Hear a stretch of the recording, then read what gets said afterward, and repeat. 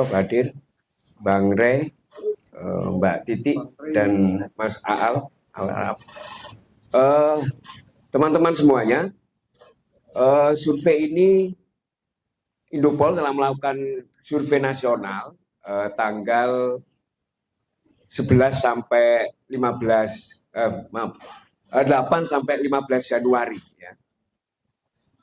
Jadi ini paling hangat. Jadi karena saya melihat di beberapa lembaga survei itu ada yang tanggal 10 begitu, tanggal 8 begitu. Ini paling hangat. Dari hasil survei ini kami menemukan ada sebuah anomali. Oleh karena itu saya akan sampaikan terlebih dahulu bahwa kami tidak melakukan rilis elektabilitas baik capres, cawapres ataupun partai politik. Karena ada dugaan anomali perilaku pemilih, kira-kira begitu. Apa saja anomali itu? Apa saja dugaan kami terhadap perilaku pemilih yang tidak menggambarkan peta sesungguhnya. Kira-kira begitu ya. Umumnya metodologinya hampir sama ya, multistage random sampling 1240 dengan margin of error 2,85. Waktu wawancara 8 sampai 8 sampai 15 Januari 2024. Kemudian penarikan respondennya umum. Kami langsung pada salah satu variabel faktor peubah pemilih.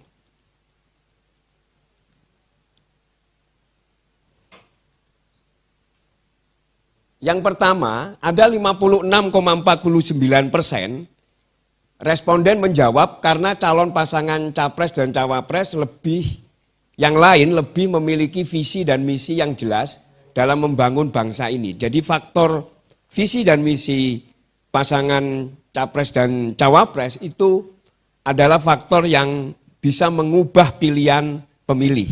Ada 56,49%, jadi besar sekali. Kemudian yang kedua, ada 18,6% mereka menjawab karena performa calon pasangan capres dan cawapres dalam 3 kali debat cukup baik. Nah ini yang satu indikasi bahwa ternyata rilis beberapa lembaga survei, bahkan kami begitu ya, di temuan kami, ini ada semacam anomali gitu. Ketika ada 2 variabel ini bisa mengubah pilihan pemilih, ternyata tidak menggambarkan dalam elektabilitasnya gitu. Kira-kira begitu. Kemudian yang ketiga ada 7,02% karena orang yang menjadi panutan itu juga mengubah pilihan. Kira-kira ulama, kemudian pimpinan parpol, orang tua dan sebagainya, itu mengubah pilihan, itu yang bisa mengubah pemilih ya. Kemudian ada 4,2% karena saya diberi uang dan barang, semacam sembako oleh pasangan capres dan cawapres lain atau tim suksesnya. Kemudian karena melihat atau menonton rilis hasil survei oleh lembaga survei itu 1,05%, karena diberi bantuan sosial 1,05%, karena ditekan pihak aparat, polisi, pejabat pemerintah 0,35%. Jadi ada 2, bahkan 3 variabel yang cukup menentukan peubah pemilih. Saya perdalam terkait dengan dampak debat capres dan cawapres. Dari yang mengetahui ya di tanggal 8 sampai 15 Januari 24 ini ada 70,56% itu yang menonton dan mendengarkan debat. Jadi cukup besar. Ada 66,52% mengatakan berpengaruh dan sangat berpengaruh terhadap pilihan dia, pilihan paslonnya. Kemudian saya juga menanyakan terkait tokoh yang bisa mempengaruhi pilihan politik. Siapa yang paling besar? Adalah kalangan ulama atau Habib, itu ada 16,94%, kalangan tokoh politik 6,37%, kalangan intelektual 5,24%, kalangan artis 4,44%. Kemudian influencer medsos IG, TikTok, dan YouTuber hanya 2,58%. Yang tidak menjawab cukup besar 64,44%. Berikutnya, saya juga menanyakan terkait kepercayaan lembaga survei.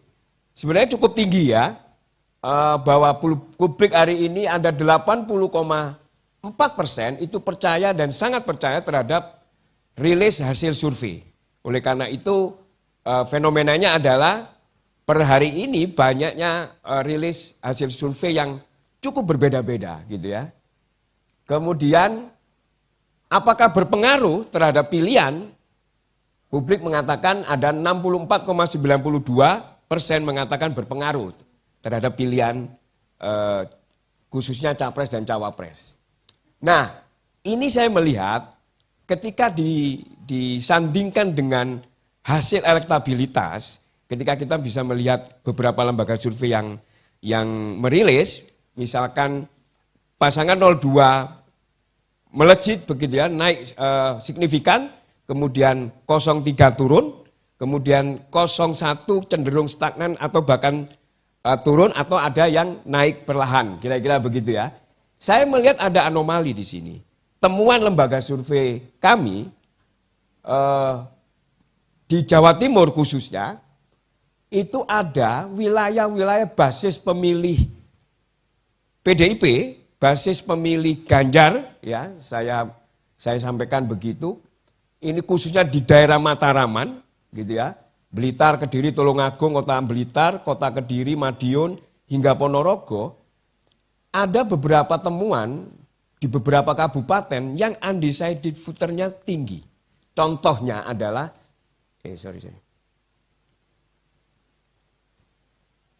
contohnya Kabupaten Blitar.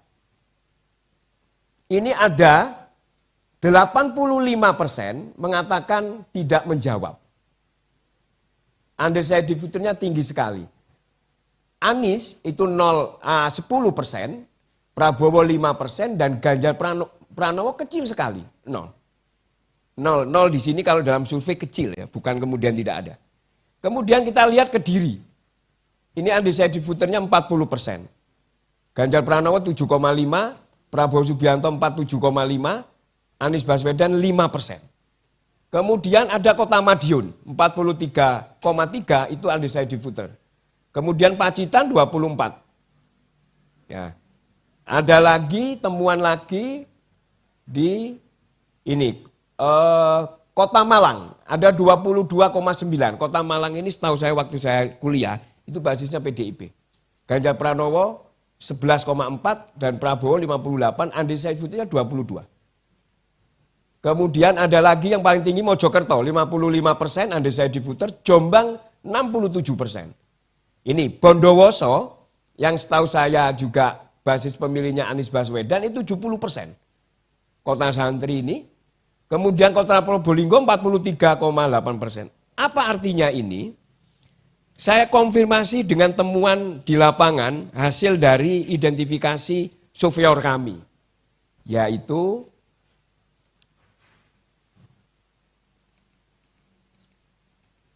ini di Jawa Timur, di wilayah Surabaya, Kota Malang, Kota Blitar, Kabupaten Banyuwangi, ada penolakan di pihak kelurahan terhadap surveyor kami.